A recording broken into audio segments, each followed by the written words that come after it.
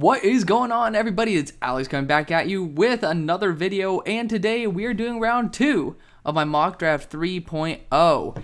Yes, so round 1 was awesome. You guys definitely need to check it out. But in case you guys don't want to, I'm going to do a quick recap of it anyway. Of course, if you guys want to understand why I do those things, you guys can check out the in-depth description in the previous video. But without further ado, let's get right into this. Again, I would love for you guys to support the channel. You know, we're trying to push to 5,000 probably by the end of next month. I know it's possible, and we're growing right now. It's awesome. It's great to see it. So if you guys could support me on that journey, that would be 100% appreciated. And again, there's more links down below where you guys can join the Discord, talk to me directly at any point in time. I always love to talk to you guys, regardless of whether it's in the comment section or over there. So let's kick right in and do the quick recap. Again, you'll see some players' names where you're like, who the hell are they? I'll explain why. You can see the guys who have been drafted, but there are some players that, you know, the reason I use PFF Mock Draft Simulator is because they have an editable draft order, and I think that's really cool. So, you know, right now TDN is kind of a pain in the ass. We're still trying to deal with them. Regardless, number 1 overall pick was Bryce Young. Again, Davis Mills is not going to put you over the top. Will Anderson is not going to put you over the top. I think you still could use help there, but I think the quarterback is the biggest return on your investment. At the number 1 overall pick, Bryce Young really does elevate his roster because Alabama's offense is just really not that good. So I think Bryce Young really does elevate him in a way that not than like most other quarterbacks do. Then you got Will Anderson here to the Bears. Again, I had I think it was a Lions fan say like, dude, we were terrorized by Khalil Mack for multiple years in a row, and the moment he's gone, they get Will Anderson, basically replacing Robert Quinn. So sorry for all the people who are fans of the NFC North, so it's not going to be good for you guys. Then you got CJ Stroud here, which I willingly chose for the Seattle Seahawks. I think that they're a team that is a couple pieces away, and we've seen that when Geno Smith plays well. You see the potential of this team, and they really do have all the pieces they really need. Maybe a piece here, a piece there, but the bottom line is they're doing very well. Jalen Carter is just best player available, and you just need to continue revamping those trenches. Again, you've seen how up in Detroit they built the trenches, and now they're starting to get the pieces everywhere to make a good playoff run. The Falcons have been failing to rebuild for quite a while, and this is the way to do it. Build those trenches and then develop from outside. Then you got Myles Murphy here for the Patriots. I thought about going wide receiver, but going edge rusher certainly was the best value at that spot, especially given that they're in top 5. Peter Skoronski right now is the top offensive tackle in the class. Put on 20 pounds this year. Might have too short of arms to play actual tackle in the NFL. Can't wait for those measurements, and I also can't wait for him to play teams like Ohio State where they have higher level competition. Anthony Richardson was taken here. He just put up 450 yards, and he just went. And, you know, my main argument for this is, one, if you're picking at 7, Carson Wentz just ain't your guy. And when you have -1 yards versus Philadelphia well into the second quarter, it shows that you kind of need to get a little bit of a revitalization. And also, you don't take him. The Eagles aren't taking him. There's a chance the Panthers take him. And then you're essentially saying, oh, shit, it's either going to be the Cowboys or the Giants who'd be the next suitors. That's a risk that I wouldn't run if I'm Washington. I'm going to take the chance that we could get the next Josh Allen right there. Then we have Joey Porter, stud for the corner 2. Andre Carter is a freak, and edge rusher is certainly a need. Jordan Addison, we all know Jerry loves his flashy plays, and Jordan Addison's that type of dude. Broderick Jones to the Steelers. I don't think I need to explain the tackle help needed. Keely Ringo, obviously corner help still needed there. In New York, no quarterback was good enough. Anton Harrison looking great. Again, he suffered a little bit. He's falling on my board like 5 spots from like top 10 to like top 15. People just like, I know I don't really give enough context to give you guys those clues, but I don't want to make a 3-hour video explaining why everything is the way it is. But Anton's falling because he let up a couple pressures. That fall is not very far. So it's pretty understandable. Paris Johnson's been playing well. The Colts desperately need offensive line help. I'm going to speed this up here, but you know, right here, this was Will McDonald. I'm doing this so I get myself a refresher too. But Garrett Williams, obviously we need a corner there.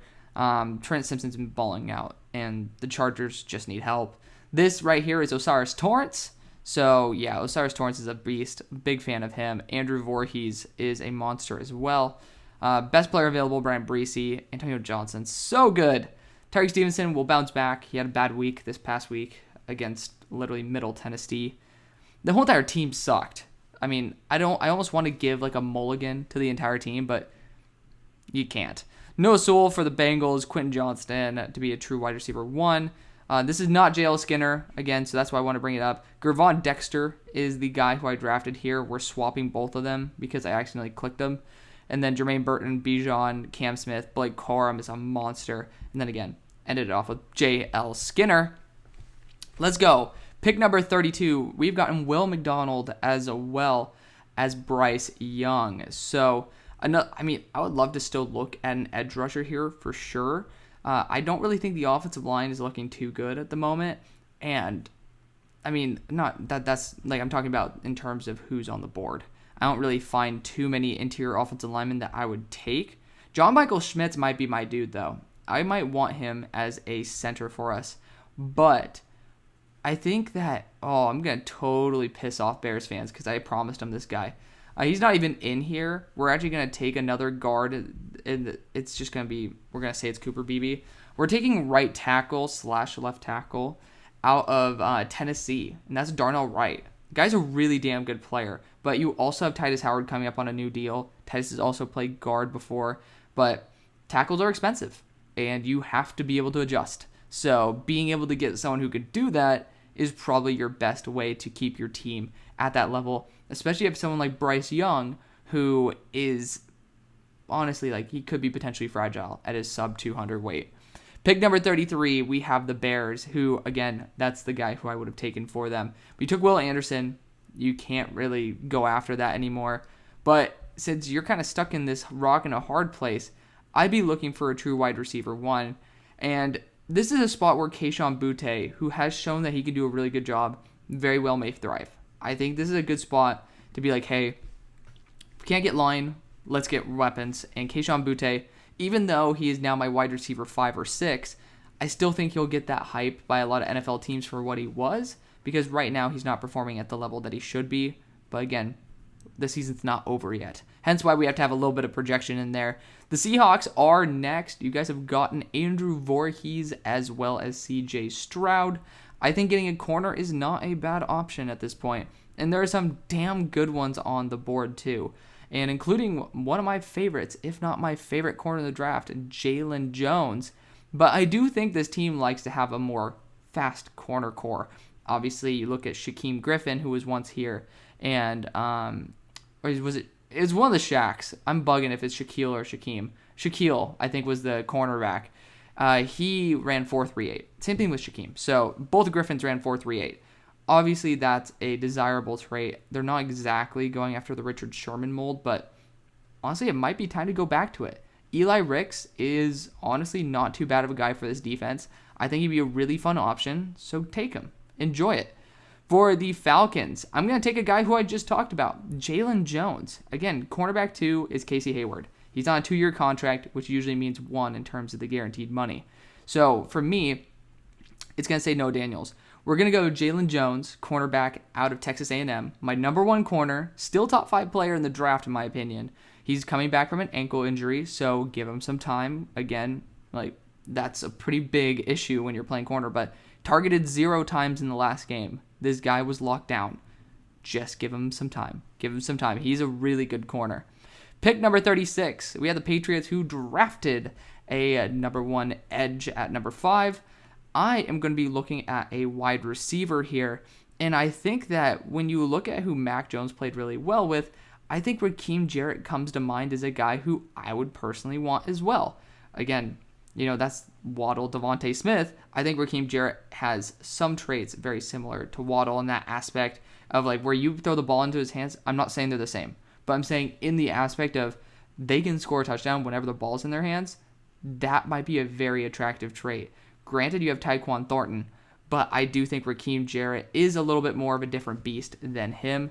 I would personally try to go after that. Xavier Hutchinson is my number 2 wide receiver. He was my number 1B wide receiver.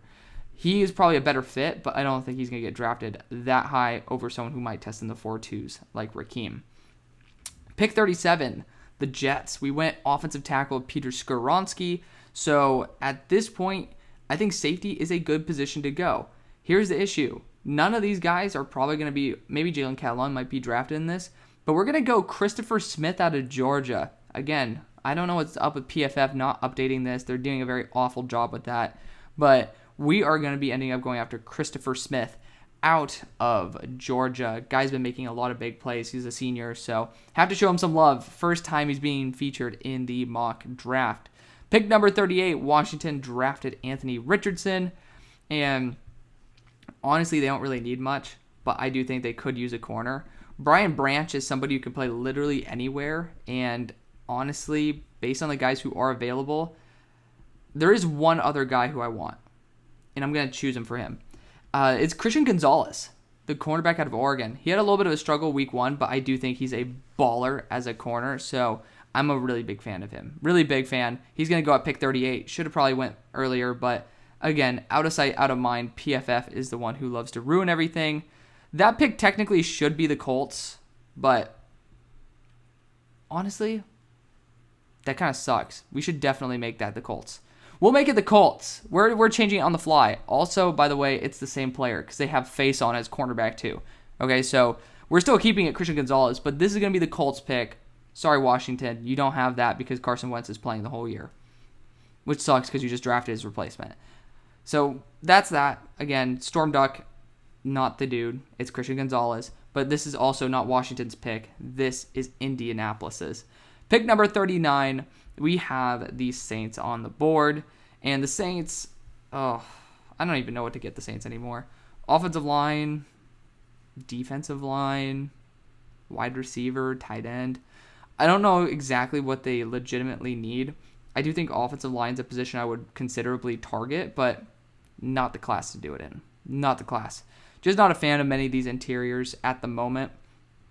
When I do think about them, they could try to get upgrade at a corner. I know that slot corner safety is probably a position of need, and Brian Branch is probably everything I'd want for that. So getting the hyper athlete that is Brian Branch probably is a pretty good spot to go after him. Pick number 40, we have the Panthers, where I'm trying to find a spot for my number 31 guy in the draft here, Chris Abrams-Drain. Huge fan of him. And Clark Phillips is in the top 25. So I have some really good guys on the board. This team's not the one to go to, unfortunately, but we've already gone after an edge rusher, an Andre Carter. This is where I'd consider a QB. I would. I know a lot of people say let's go Matt Corral, but you could go after Will Levis and say, hey, we could have 2 project quarterbacks and see which one works out. Tanner McKee, people are trying to hype him up. PFF is giving him a 90 grade when the dude makes some crazy, stupid plays and, potentially risks the ball in the red zone. I do love Tanner McKee, but there's a certain point where I'm watching him saying this guy might not be better than Will Levis. But linebacker is another position I would want to look at for sure. Henry To'oTo'o's on the board, but honestly, let's have a little bit of fun here. I think Will Levis is going to get a lot of hype, and this is a second-round pick. You can take it on a potential high-ceiling quarterback. You have a high-ceiling edge rusher. Now take it a high-ceiling quarterback. Matt Corral is my high school quarterback. That was my quarterback when I played. I want to be more loyal to him than anything. The thing is, he can't stay healthy, and unfortunately, the best ability is availability. He didn't even look good in the preseason. Granted, the offensive line was awful, but if you really want a chance of succeeding, continue trying to throw darts at the board. If both of them succeed, trade one away. That's just something you can do as well. So I think that would be the best move at the moment. Pick 41, the Cowboys showed up and beat the Giants. So obviously this was made. The draft order was made before they beat the Giants, but it's just really funny how the Cowboys somehow win without their star quarterback. I think that going after a corner would not be a bad idea for this team because I do know that there are some guys coming up on contract. I think Clark Phillips is an absolute monster. You went after a wide receiver round 1, go after someone to defend him on the other side. Clark Phillips is a beast. Huge fan of him. Steelers at pick 42. We went offensive tackle round 1. There's nobody here, which sucks. because I like drafting corner for the Steelers. I really do. And I love JL Skinner for the Steelers. He is also not here. So let's see where else we could draft.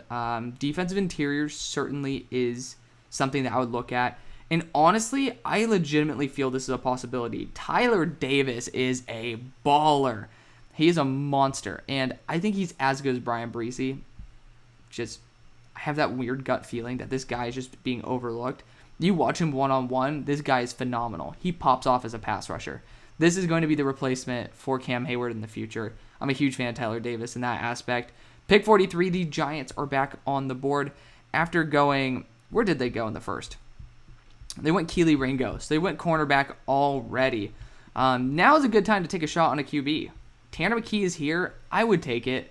Again, Daniel Jones did not look bad, but that doesn't mean you can't bring in competition. I know Tyrod's there. You could go after Jimmy G. You could do something like that.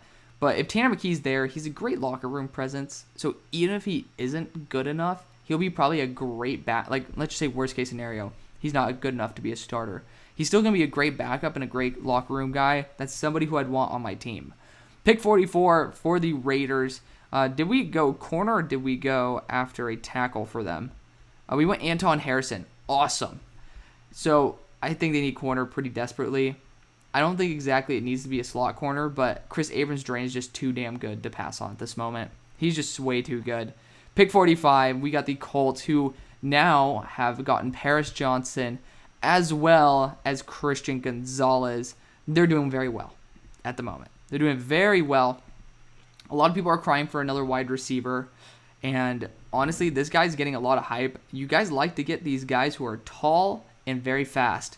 A.T. Perry's been eating the defenses. He's been going off. Even against Clemson's defense, he was going off. So, got to show some love there for A.T. Perry. Pick 46, Jackson Smith and Jigba just went to the Titans.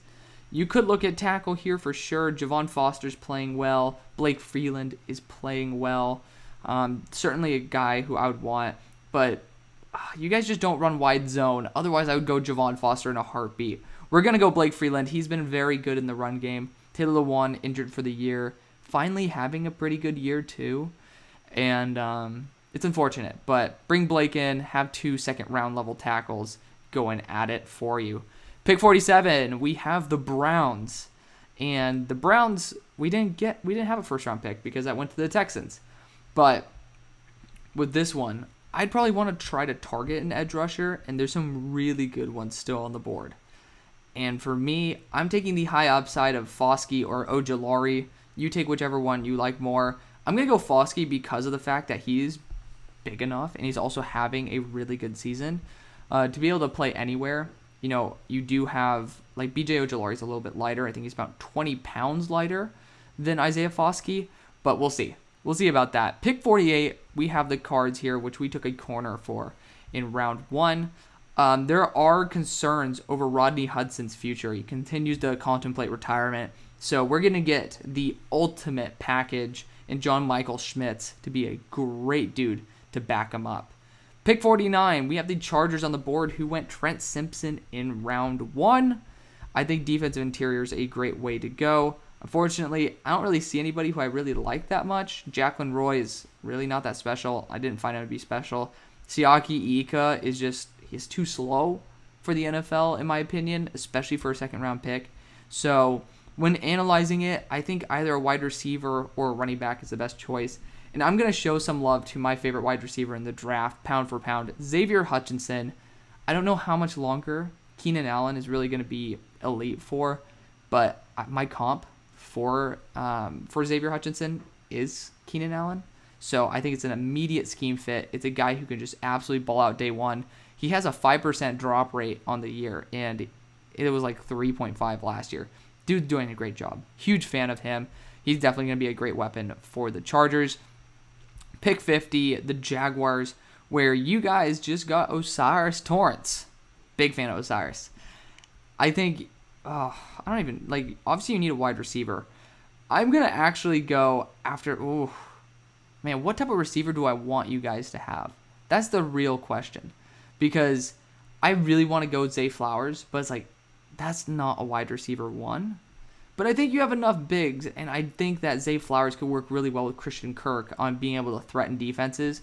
I'm going to say Parker Washington as the guy. He's not going to be drafted here. That's Zay Flowers, and he's been the only thing working well for BC's offense. I'm a huge fan of Zay. Pick number 51, we have the, I almost said Denver Broncos because I saw it, the Seattle Seahawks. And Seattle, we've done a lot for you guys. You guys have done a lot. You got Eli Ricks.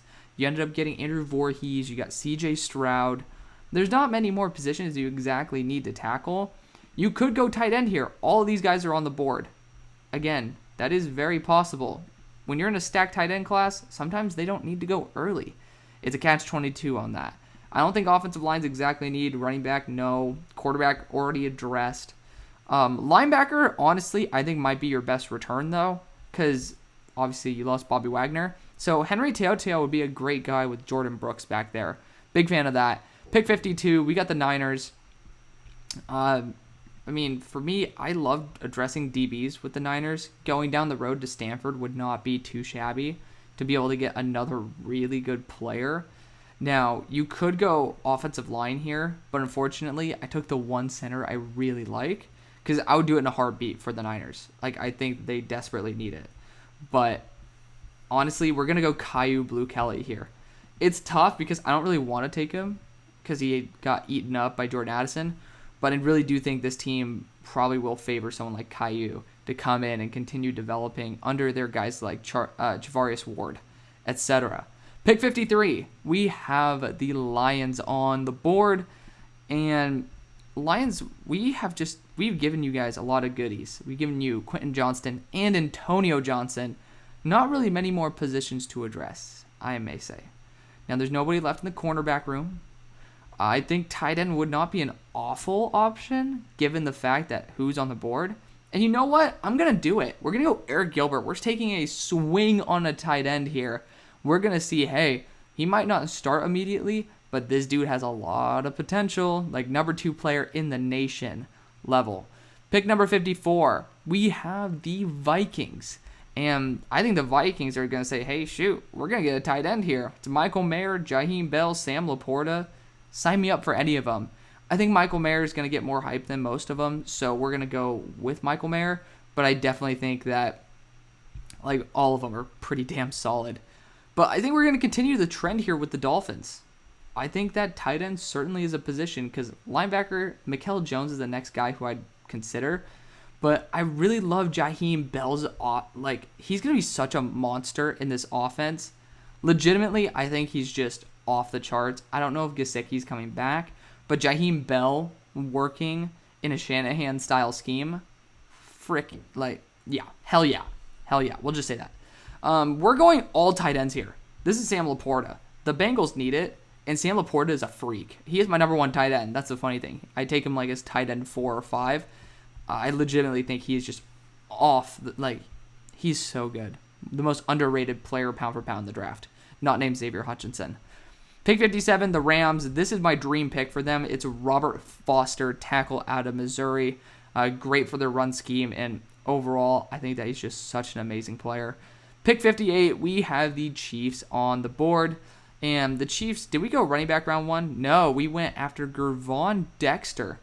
So, we're going a running back now. And Sean Tucker's been having a little bit of a tough season. And Jahmyr Gibbs deserves some respect. So, we're going to be giving him the love he deserves. Again, running backs, when you have this many of them, you don't need to take them that early. But Bijan's Bijan. Jahmyr Gibbs has been going off. I'm very happy for Jahmyr. He definitely deserves that selection. The Packers, we forced a wide receiver finally. Now it's I'm going to consider a tackle here. Robert Scott had a tough game versus Louisville. But the more I actually watched it again, and I was like, excuse me, he didn't lose reps. I was seeing him going up against Yaya Diaby. And it was I legitimately saw Travis rotate and be able to create the pressure himself. I didn't feel like it was Robert Scott's fault that he did that. So I'm legitimately still on board with Robert Scott. He played some formidable defense versus Louisville, even though the stats don't say it. So I'm going to go with it. I'm going to do it. Robert Scott is a really damn good player. I'm going to test it out. We're going to see how it goes. Pick 60 with the Buccaneers. We decided to go Bijan Robinson in the first, and we did. So now that Bijan's on the team, I think you just want to swing for a high upside edge rusher. And Drell Shami's here, but I'm going to go ZTF. He has been on the uptick as of the last week. Put, I think, 6 pressures up. Good for him. I'm very happy to see that. Pick 61, the Ravens are on the board, and I am actually going to do something that I've never done before. We're going to go after Ivan Pace out of Cincinnati. The dude put up 9 pressures this last week. The dude's a baller. I mean, he's a freak. So I'm excited to introduce him here. He does feel like a Raven. Granted, the uniforms of the Bearcats kind of feel very Baltimore Ravensy. So might be a little bit of a Freudian slip right there. Regardless, the Eagles are next. And, I mean, again, we have gone off with the Eagles. They have gone after Blake Corum, star running back out of Michigan. And then they also went Joey Porter. So I think those are both excellent picks. Now, other positions I would potentially target for the Eagles. Like, I love corner. I love safety. Again, I think safety might be a good position to target with someone like Jalen Catalon on the board. And it's probably going to be the pick. But thinking of other positions, linebacker, especially in this class, I don't think you need to. Defensive interior, no. Edge, we could definitely do an edge. But let's see who's here. Because, again, we all know edge was a position that Howie was targeting. Oh, shit. We're going to go B.J. Ojolari here. You can't pass on that. And then last but not least, the Bills are here at number 63. They went after J.L. Skinner in the first. I think that you could end up looking at offensive guard here. Problem is, I don't think any guards are that good. It's a little bit unfortunate, but, I mean, I think that they still need to get a real power running back in here. And I'm going to show some representation. Zach Charbonnet out of UCLA is a gritty, mean runner who's very well balanced. Again, my high school friend and former teammate, he is just a monster. Doing very well for UCLA. I think he's going to be perfectly fine in this team. So let me know what you guys think. Thank you guys so much for watching. See you on the far side. Peace.